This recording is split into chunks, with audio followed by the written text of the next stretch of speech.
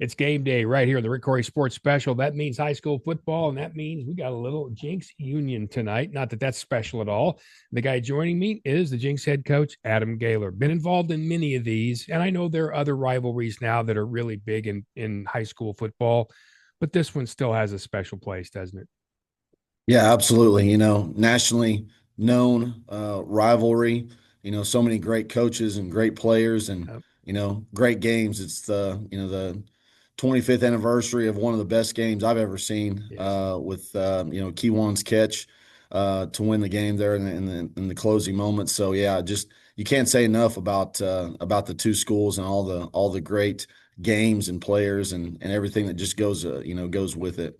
And as a matter of fact, many of those games that have come along, Owasso Bixby's big now. Obviously, Owasso Jinx is a big game. Broken Arrow Union's always been a big game too. I mean, you can go down the list, but that really is the father of them all. It brought people, and football's always been big here, but it brought people more attention to high school football. It took crowds out there that didn't have kids in high school, and it made people pay attention more. I think it elevated everybody's game, didn't it? No, I agree 100%. I was coaching at NEO and recruiting. We went to the '03 Jinx and Union game, and it was crazy. There's 20, 30,000 people there at Skelly Stadium, now Chapman Stadium, and yeah, just the atmosphere was like a big time college football game. It was electric. Growing up in Wagner, we didn't have those. I played Division II football, so we didn't play. And I've never been in an atmosphere like that. It was unbelievable. And those Bulldogs are pretty good down there in Wagner too. There's no doubt about that. I'm glad you brought up the game 25 years ago because I was there doing play-by-play for Union, and Don was on the other side because he's been doing those for 1,000 years, and I've been doing these for 1,000 years. And his play-by-play, his I don't believe what I've just seen, probably is what should have come out of my mouth, but what came out of my mouth was it was as good as he can ever get. Now, can it be recreated? I'm not sure, but we know this. Kiwan's son is about what I think 17 yards from passing him in total yardage. Yeah, I believe so. He's and actually tonight to honor his dad, he's going to wear number 21. Oh, that's cool. So in honor to him, I thought that was really special move on his part. So yeah, it's kind of been a big deal, but even KD's kind of downplayed it. He's like, Coach, I just want to win. I want to honor my dad, but I want to win. Bottom line. So the focus is still on the task at hand. Yeah, we'll get back to that task at hand. Let's go back to Owasso first. Down early in that game, and then Owasso has the fake punt. Bill explained to me yesterday that was not supposed to be a fake punt. It was a mistake. It was a call they got wrong. He was not. He said his terminology was too close.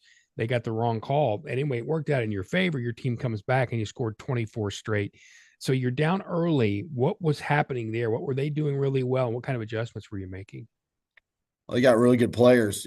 First of all, they had really good scheme, really well coached, and defensively, we weren't tackling very well early. It wasn't anything schematically that we were having issues with. It was, our free hitter wasn't making tackles, and their running backs really good, and made us miss some of those tackles. So that was a big thing. And then offensively, it was really execution. Just kind of, we were kind of getting out of sorts and making some mistakes that we hadn't made. But again, with young, inexperienced team, you kind of it's going to kind of happen, especially the first time they've played not that Santa Fe's not a good team, but Owasso's probably more talented, bigger atmosphere, and coming off of the two losses versus them last year, our guys were kind of amped up and maybe kind of got out of sorts there early on, but it was really just getting back to, doing our job, tackling on defense and doing a better job of executing on offense. And, really proud of them just because of the poise they had to weather the storm and be able to come back when we got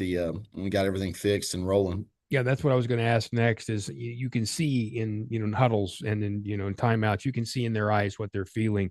And your teams have never, well, and no Jinx team that I know has ever panicked to begin with. So could you see that in their eyes? Could you tell they were ready to go ahead and turn that around? Yeah, absolutely. Can't we give up? We go down 21-7 and kind of talk to the guys there on the sidelines, and you could kind of tell they were upset with themselves. They knew they hadn't played very well. And he saw some growth and maturity and some poise and some guys that we needed to. Again, like I said, young team. Sometimes those games can go the other way, where you just can't You just keep making the same mistakes. You get frustrated, and our guys didn't. Testament to them and the type of toughness they had. And like you said, it's kind of the Jinx way. I remember my first state champion or my second state championship game here in 2020.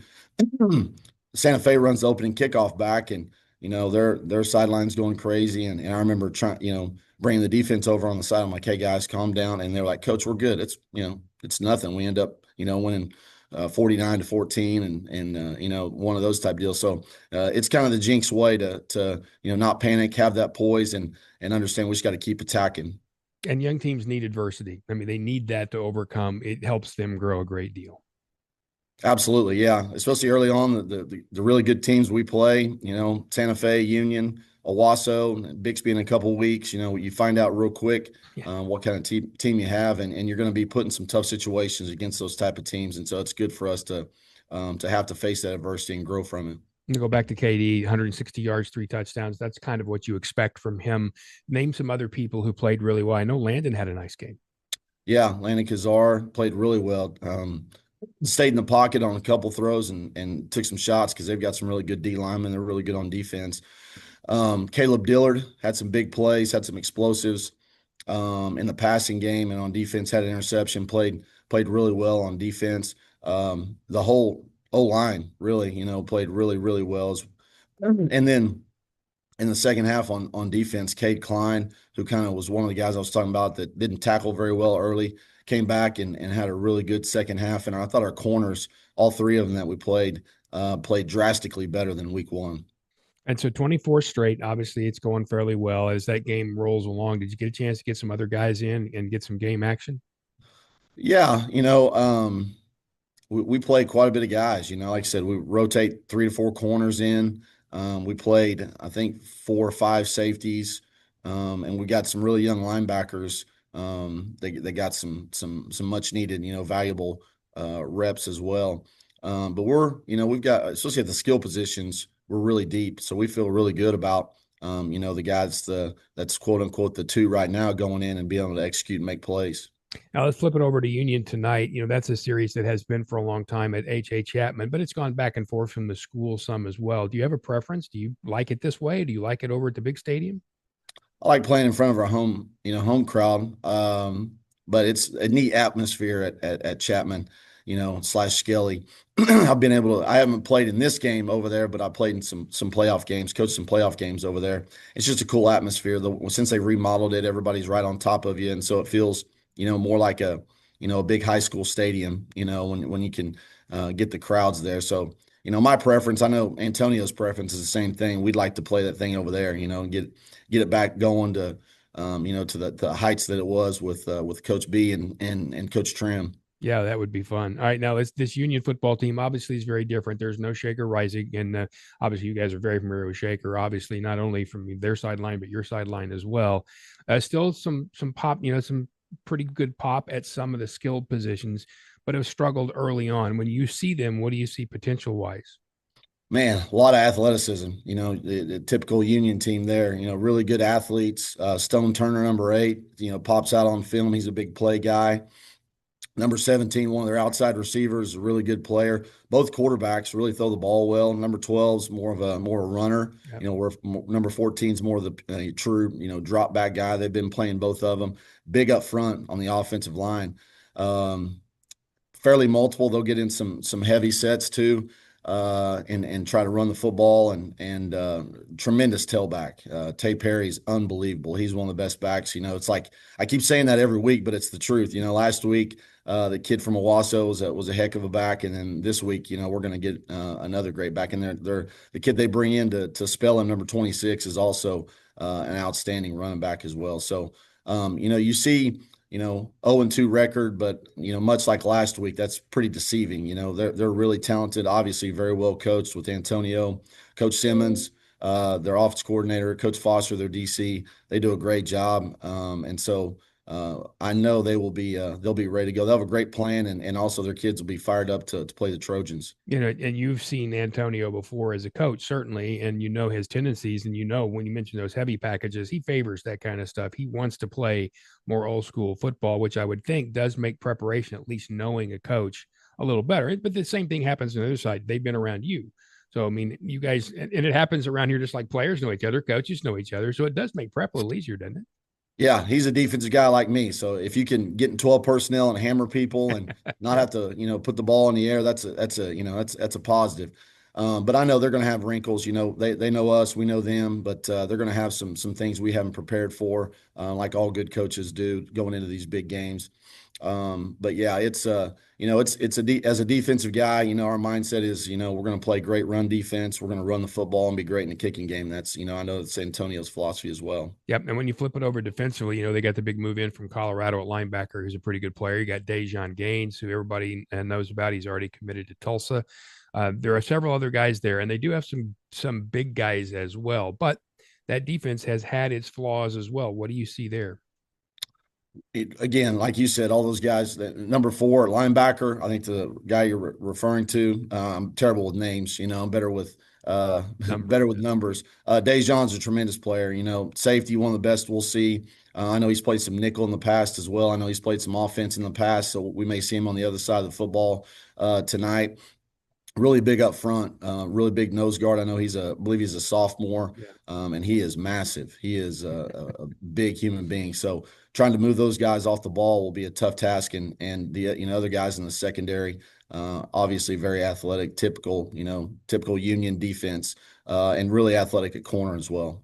Yeah, I know you said KD just wants to win, and I get it. But if he passes his dad, or will there be anything? They're going to stop and give him anything, or get any recognition of that? During the game, I don't think so. I think it's going to be business as usual. They may do something on the, over the loudspeaker on the jumbotron, something like that. But he, not that I'm aware of, and I don't think he wants it that way. Yeah. I think he just wants to, get it done, and that'll be a part of a. Because I told him, I said, it's awesome that you're going to break it, and that's, really cool that it's your dad. I'm like, but it'll be a bad memory unless we win the football game. So I know that's his number one focus. I would think so. Yeah, I'm just wondering too, if kind of like the Presleys out in Bixby, you're urging Mr. and Mrs. Jones to have more kids. Yeah, no doubt. I mean, I'm telling you, yeah. Wouldn't mind some more Joneses being a Trojan, that's for sure. If I were to break it down to a couple of things you really think your team need to do well tonight to win the football game, what would you say?